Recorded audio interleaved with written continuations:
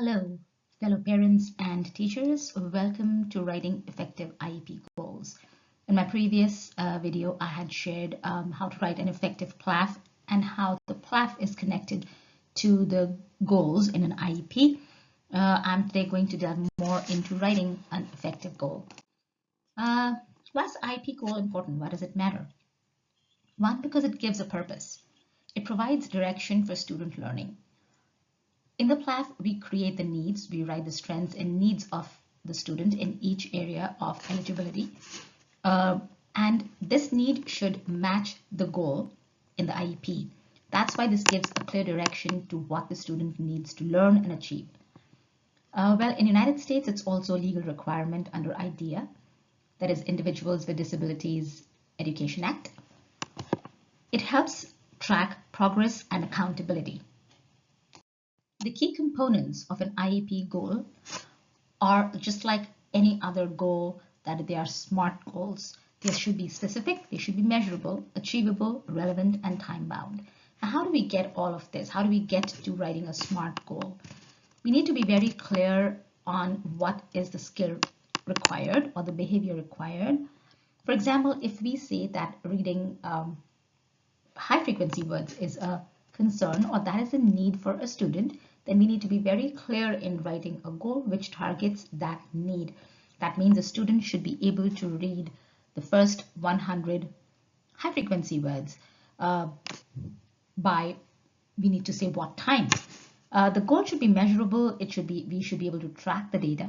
We should be able to say what percentage is required to show that the student has mastered it or has met that goal.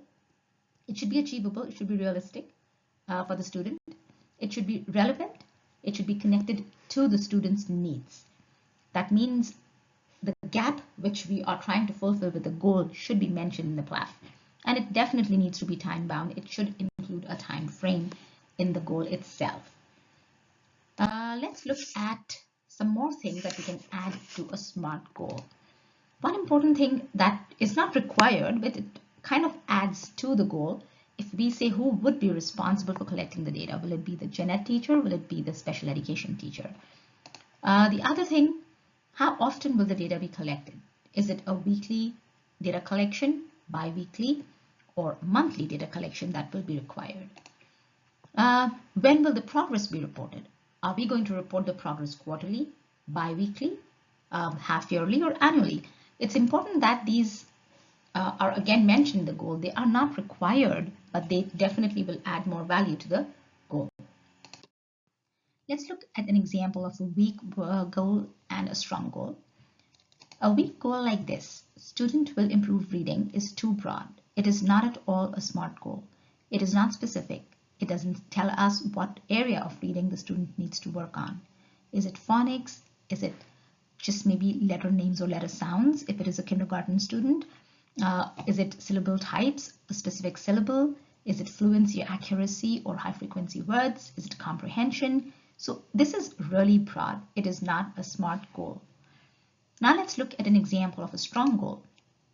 By June 2026, student will read single syllable words with closed syllable from a list of 20 words with 85% accuracy across 3 consecutive trials as evaluated by teacher-created word lists.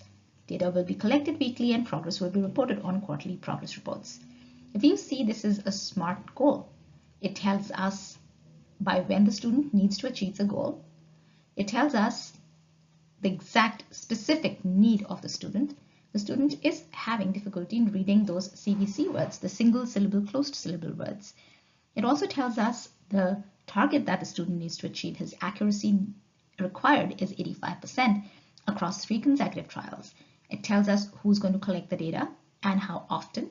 And last but not the least, it also tells us when the progress will be reported. It is important that we follow a SMART goal for a clarity for the teacher, for the parent, and as the students grow older, even for them. Let's see how we have broken down this goal, the goal that we wrote on the previous slide. What was the skill? The skill was reading single syllable, closed syllable words or the CVC words. The criteria was 85% accuracy. Measurement was 3 consecutive trials. The timeline was June 2026. Who was collecting the data? The teacher. The frequency of collection was weekly, and the reporting time was quarterly. So this kind of like breaks down the goal. And if you if you could make a chart for yourself, if you are new to creating goals or writing goals in an IEP, and follow this and see that, oh, do I have my skill? Do I have a criteria? Do I have the measurement timeline? Then you will probably not miss out on any of the smart areas. All right, let's look at some common mistakes to avoid. The first one, it's too broad or vague. For example, the first one that we saw, it said a reading needs to improve reading. That is a really broad goal which does not specify anything. Or even a math goal which says a student will be able to add numbers. Now, when we say add numbers or subtract numbers, we are not specifying how many. Is it a single digit number we're looking for, a double digit, multi-digit? Should it require regrouping or not regrouping? That is, it would be very specific if we mention those areas.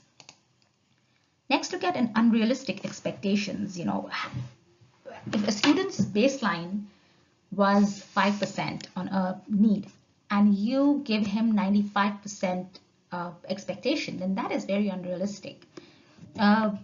If the student overachieves, wonderful. But if he underachieves, then that is kind of like very demotivating for the teacher, for the student, for the parents.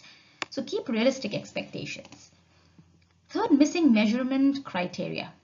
How will you measure it? It's very important across 3 consecutive trials, how many times it's important. Ignoring the student's strengths that is written in the PLAF. That is something very important. We need to mention the strengths that the student has. Sometimes we've seen PLAFs written where the teacher just says a student can read grade level text, or the student can add numbers. It does not break down the percentages, the data of the strengths that the student has. Maybe if we're talking about adding numbers or multiplying numbers, maybe we can say what is the percentage that the student gets out of how many questions.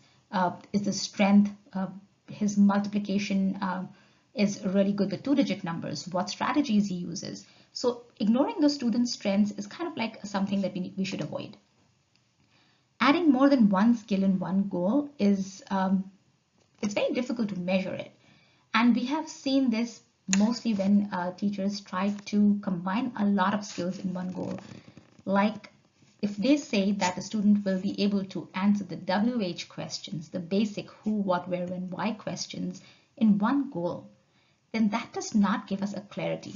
For example, if a student is able to answer the who, what, where, when, but not the why, and we still cover all of it in one goal, then how do we measure it? Like if the student is achieving a 90% with all who, what, where, when, why, but actually just a 10% with why, then we will have to find the average and really break down that goal. So it is important that we we cover just one skill in one goal. Just being able to answer the who questions could be very tricky for some kids. For some students, just answering the reasoning why questions could be tricky. So specify one skill in one goal.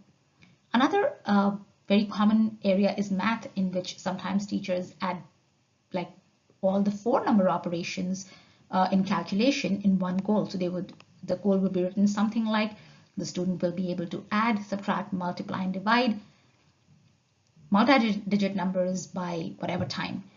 Now this is again a very large goal, like we are giving multiple skills. Each of these is a different skill. So if we have to write 4 goals for the student in order to track it, to measure it, and to teach, then it'll be a very easily measurable goal. And that's how they should be written down. Let's look at some examples here. A week goal. A week goal would be something like this. By December 2026, students will be able to answer WH questions with 95% accuracy as evaluated using teacher-created passages and questions. And I just gave you that example in the previous slide. It's a very broad goal. Let's be very specific and say what part of the basic WH questions the student is missing. A SMART goal would be, by December 2026, student will be able to answer reasoning questions, example, why questions with 80% accuracy as evaluated weekly using teacher-created passages and questions. Now, when the teacher has to focus just on the why questions, it would be much easier to measure, to teach, and to achieve. So covering one skill in one goal, even if we have to write 4 or 5 goals for the student, is better than writing all of the skills or multiple skills in one goal. Some resources for parents and for the new teachers. IDEA guidelines, please follow that. There is a website that is attached to these slides, and I will also put it at the bottom. The state education department websites, please make sure that you go through them, see what each state requires. Each state requirement could be different. The parent advocacy groups are very important. Each state has their own parent advocacy groups. Make sure that we go through it, and the teacher toolkits, of course, are important. Sometimes, and most of the times, the districts provide those and they provide the training. Please make sure that if you're a new teacher, you go through that. Last but not the least, guys, for more SPED tips, please subscribe and hit like, and check the link below for more details on IDEA. Thank you so much and have a wonderful day.